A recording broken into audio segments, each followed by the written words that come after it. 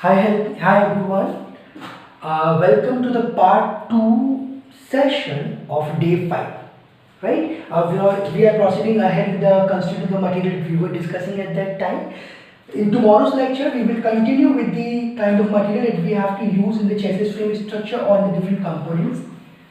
Right now, with this part, the part 2, this is a very short part actually, a very short recording, a very short session, in which I have to give you the briefing about the steering mechanism. As I told you yesterday, we have to move ahead with different departments. And now as we are limited with the session time, like in 10 days we have to finish all these things, as well as in these days, I just don't want to rush into things, but I want to give you the better understanding of all the principles that are associated with the vehicle dynamics. Okay, now if I talk about the steering mechanism in this short video, I don't like it could expect to 20 minutes or 30 minutes, I guess, not more than 20 or 30 minutes, I guess. Okay, I will be trying to tell you more about the steering mechanism, though I know that you already know about the steering mechanism, how it works in an ATV or Supra or in a go-kart, but there are many geometries that are associated with it, which I particularly call as the virtual geometries, When we talk about the steering mechanism, the biggest problem that I have seen with the teams is everyone is trying to calculate the Ackermann angle or the Ackermann percentage. I don't know what's wrong with the event that they use to ask the students for the Ackermann percentage or the Ackermann angle. Though what we should have to be more focused about is the geometrical implication, is the geometry. Yes, building a go-kart, building an ATV, building a Supra, building a racing car or building a general car, it's all about the geometry and the physical relevance. Whenever I talk about the principles, whenever I talk about the performance, it's all about the geometry. Right? And Ackermann is just a name. Ackermann is just a name. Once you are done with the complete geometry, whatever you have got, you have to justify it with the percentage of Ackermann. You don't have to calculate the percentage of Ackermann, or you don't have to go with the kind of formulation that are given in the textbook actually. Yes, the ideal or the perfect Ackermann geometry. This is just a reference value. 100% Ackermann geometry is just a reference value. It's not something on which you have to deal with. Okay, for the amateurs, maybe the persons who are for the very first time listening to these terms, it would be quite difficult for you. So in this short video, we will be discussing about these terms only. Okay guys, so when we talk about the steering, when I talk about the steering, what do you mean by steering and what is the principle of steering? How does the steering work? The principle of the steering is to provide the directional maneuverability to the vehicle. Yes, directional stability to the vehicle, to provide the directional stability to the vehicle, or to provide the or to have the directional to provide the direction maneuverability to the vehicle, directional maneuverability to the vehicle. We have to provide the right direction to the vehicle. This is known as a steering mechanism. And how does it work?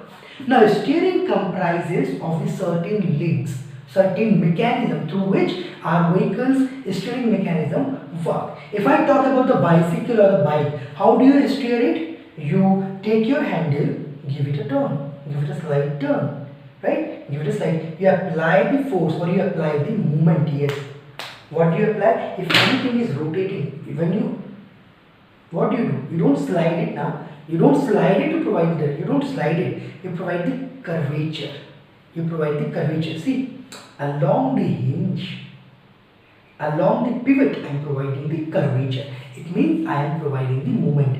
The very first rule on the steering mechanism, that you are not providing the force, you are providing the movement. You got this thing? So okay, so this is my cycle and I am providing the steering input, the steering movement, the steering torque. This is what I am providing. And how will my tire respond to it? Now my tire is connected with the same pivot. If I talk about the cycle, this is my handle, it is being connected with the ball bearings, right? Ball bearings. So I rotate it, my tire will also start to rotate. But in actual, my tire slides with the ground. Yes, when I provided the input, what happens? See, if this is my pen, so this is the tire, or if I say this is the tire, better example, this is the tire and this is the road surface. What I have done, I have provided with the input. What is actually happening here? Sliding, sliding, sliding, or the stickiness of the tire with the ground. So in one of the book it has been referred, and I particularly like this term known as stiction. So what the author referred in that book, rather than calling it the friction between the tire and the road surface, better we start calling it the stickiness, the sliding plus the friction, known as the stiction. I particularly like this term, though it has got no relevance with the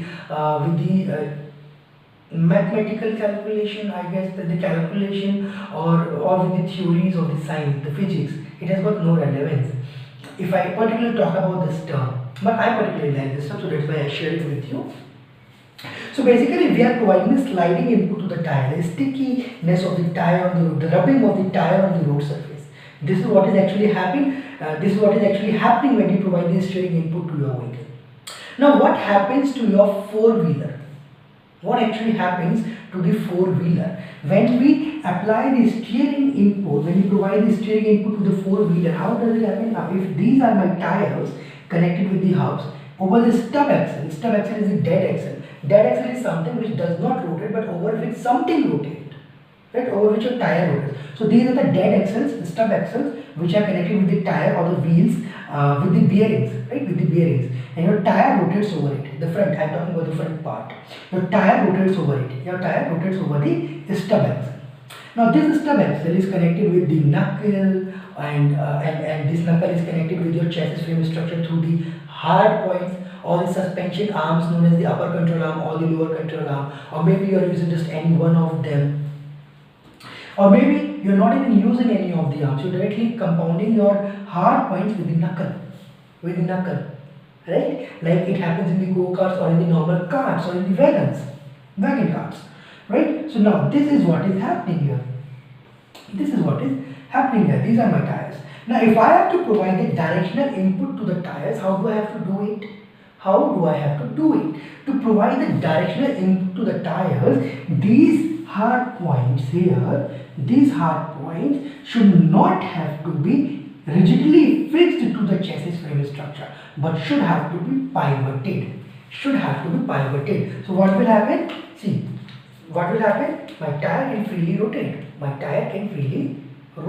Now you can see here, this blue marker is my tire.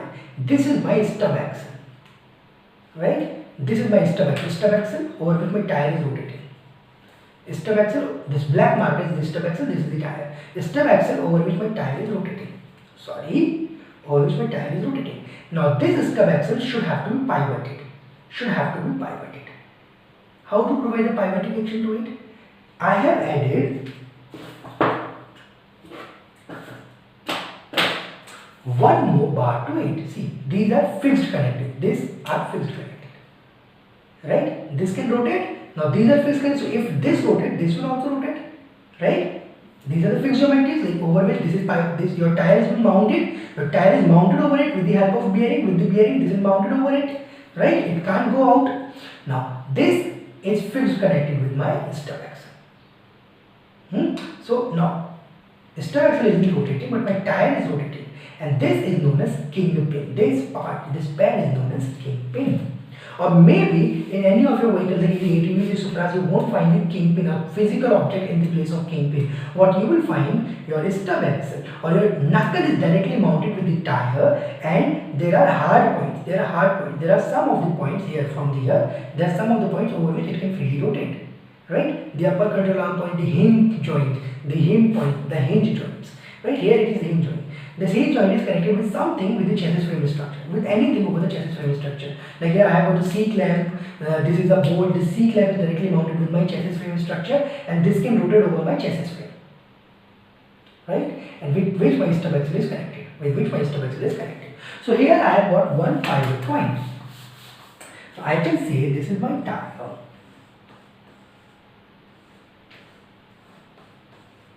These tires are connected with each other, are connected with the chassis frame structure with the help of kingpins.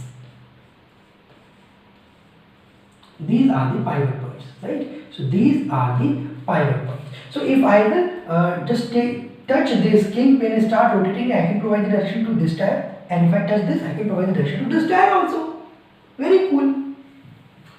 But now I have to provide the direction to both the wheels simultaneously at the same time. What will I do? I have added two more bars here.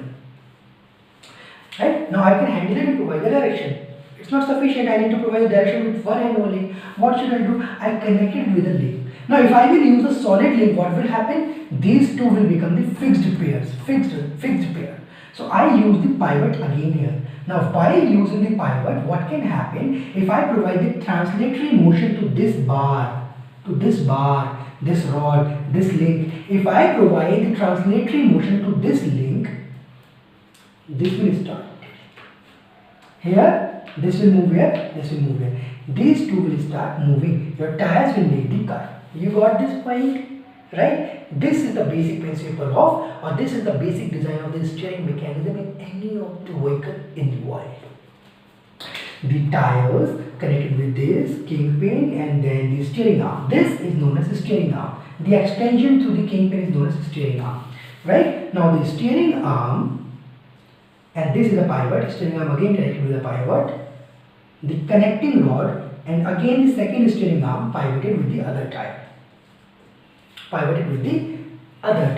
You got this thing? So if I move it here, it moves here. It moves here. If I move it here, it moves here. It moves here, and it can provide the direction to a tire. Right? This is known as connecting rod, and these two arms are known as rocker arms. For all the third year engineering students, you know these things in the theory of machine. You have studied about the 4-bar linkage mechanism or the linkage mechanism. Particularly this portion and this portion, this part is known as the steering arm. And this linkage is known as 4-bar linkage mechanism, where these are the three links. 1, 2, 3, fourth is the ground reaction over which your kingpins are attached. Right? 1, 2, 3, 4 is the 4-bar linkage mechanism. But again, if I have to provide the steering input, how will I do this? I will do like this. But this is not desired. While riding the vehicle, I can't just bend down and start providing direction like this. So what we did, we broke this connecting rod into two parts, connecting some other part here. Again with the pivot points. Now what can happen? I can tilt it here, this moves here, and this coupling mechanism starts to work. And I connected this with a straight rod, known as a steering column. Right? Now this is on ground. You can see this thing. This is completely on ground. Connecting rod, steering arm, kingpin connected with the tires. Broke the connecting rod, put the pitman plate, another plate with the pivot points. Right? Now over this, two pivot points and then a fixed weld. One rod. This is known as the steering column. Over the steering column, I provided the handle or the steering wheel as per your convenience. I provide the input. This pitman plate moves like this, rotates like this. This pitman plate pushes my connecting rod. These connecting rod move in the translatory motion and then it starts to produce the torque on the tires, on the steering arms. The steering arms are directly connected with the tires. You got this thing, how it works? Right? How it works? Now there are many things that we have to consider inside it. This, we can call it a compound 4-bar linkage mechanism. This 4-bar linkage mechanism actually been broken into two parts known as compound. 4-bar linkage 1, 4-bar linkage 2. 1, 2, 3, 4 is the ground. 1, 2, 3, 4 is the ground. Right? 4-bar linkage mechanism or the double rocker mechanism. Got this thing? Sure. Now, whenever any corner comes, this is my vehicle.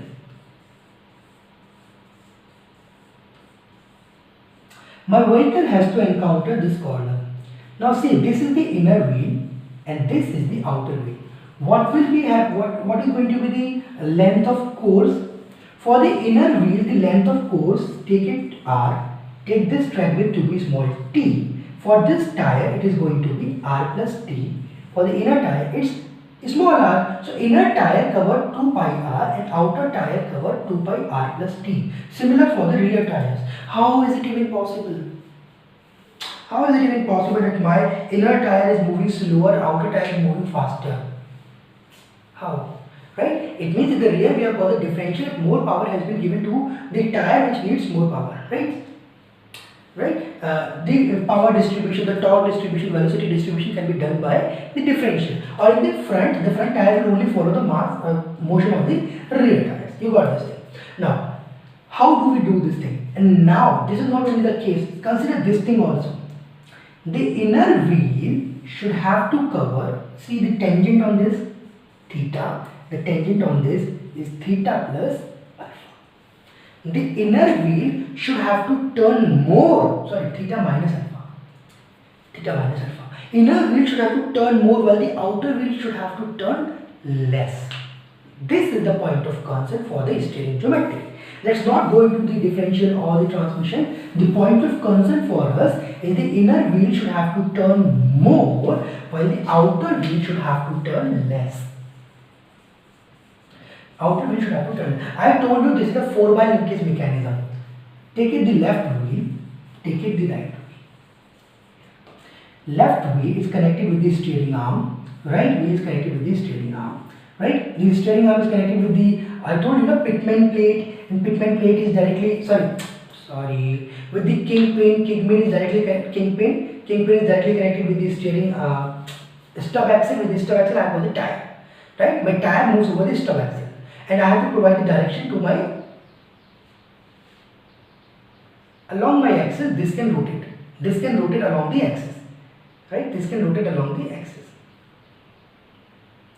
And with this kingpin I have attached my steering arm, one plate.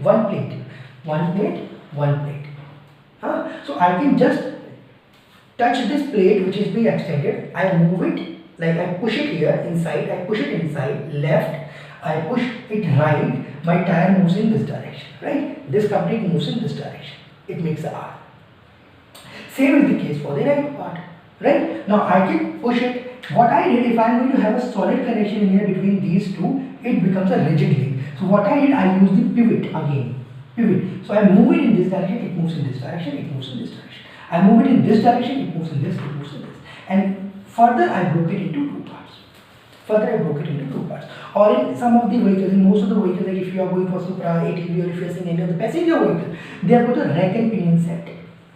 Rack and pinion set is just a gear mechanism, or you can call it a gearbox for the steering to reduce the load. We will get into this thing too. But as of now, just consider this thing. This is known as 4x linkage mechanism or double rocker mechanism. Now let's go with the geometry. I told you everything is geometry. Pivot. Sorry, I have to refill the marker. Otherwise, it will be very difficult for you to see the things on board. Oh, where is the ink?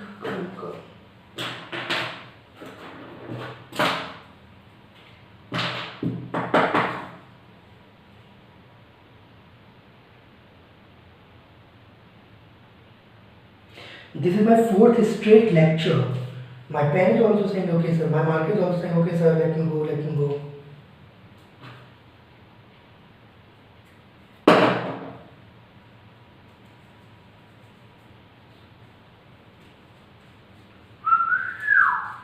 Okay guys, I guess you got, now we are going to get this thing.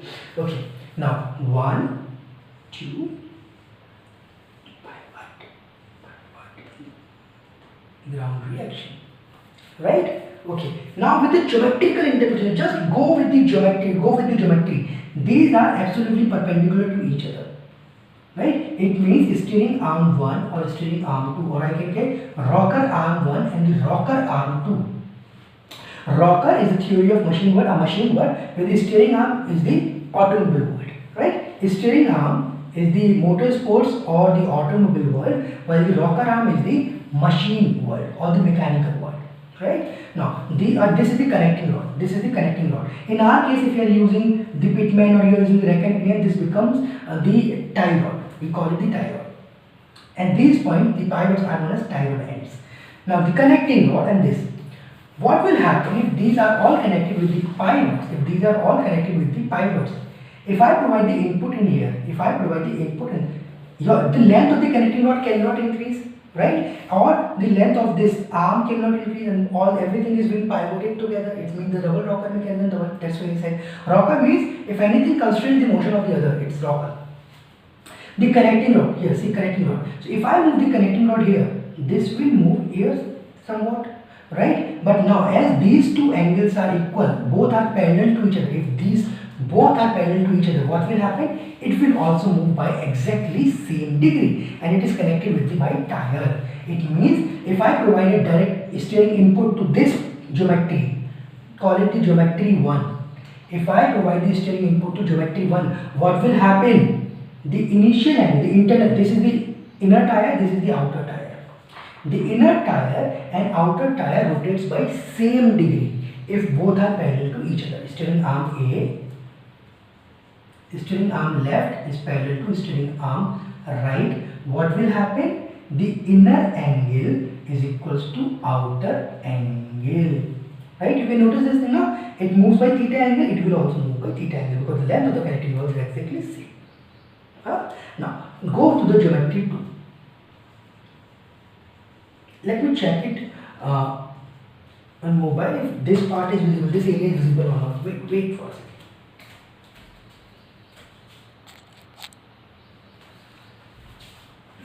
Yes, this part is also visible. This part is also visible. Okay, now see.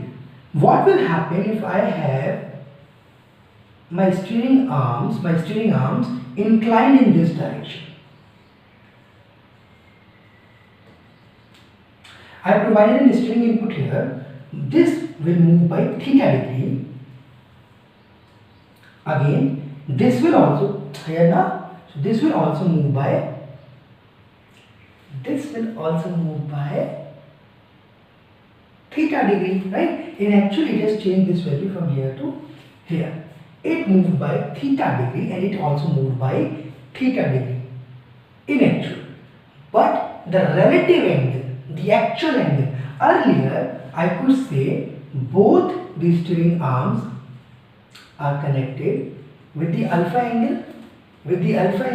Now what happened? In this case, earlier it was, in this case, let's just check it in this case.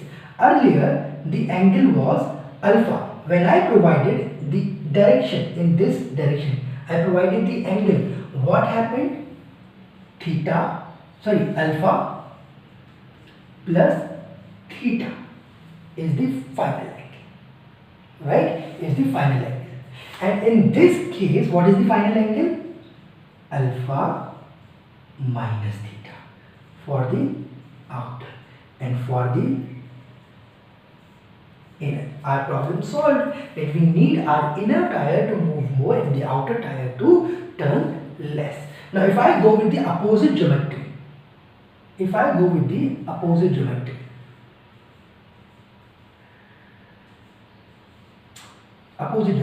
right? Earlier the angle is theta, or take it alpha, right? I moved it in this direction. What happened? I moved it in this direction.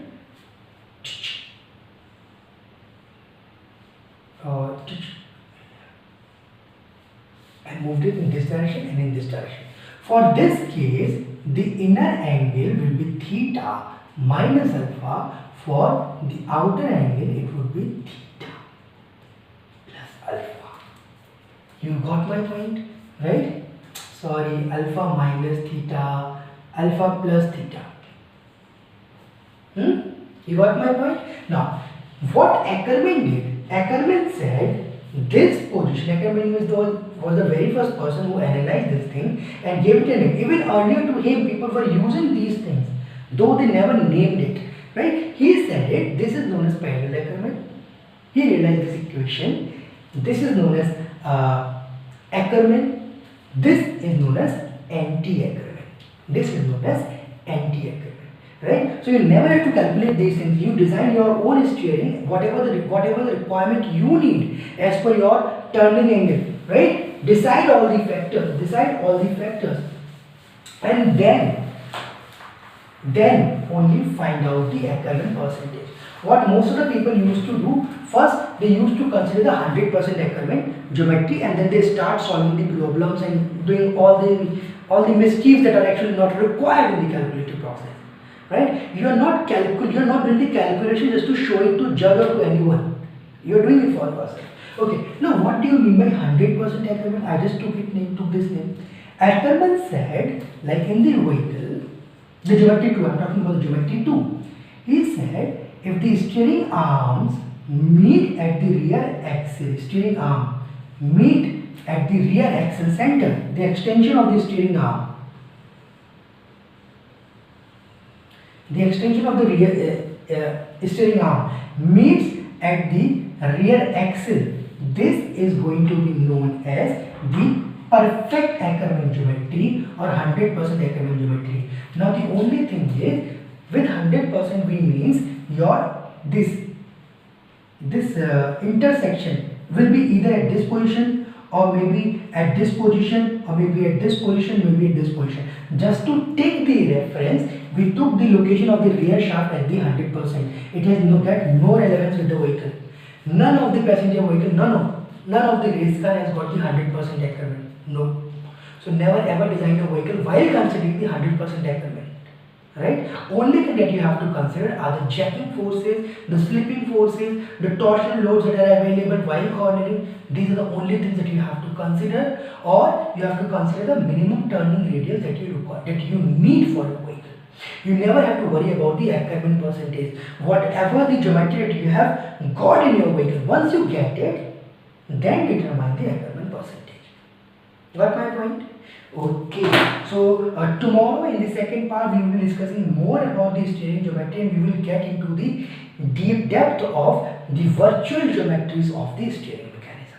Got this thing? Now guys, if any one of you have got any doubt, please drop us a message, please show your love, or just drop us the comments, or moreover you can visit my official Facebook page, my company's Facebook page, to get in touch with me or with my team if you get any queries, any doubts, or you want to get this solved personally, right? Or you can just drop your questions, your queries, your whatever you have got, your feedback in the comment box, or maybe at the message box of Koshi Motors or Achilles Racing Club. Achilles Racing Club is the name of my company. You can send me my personal feedback, right? Suggestions, or you can ask me the questions there, right? Whatever you have got.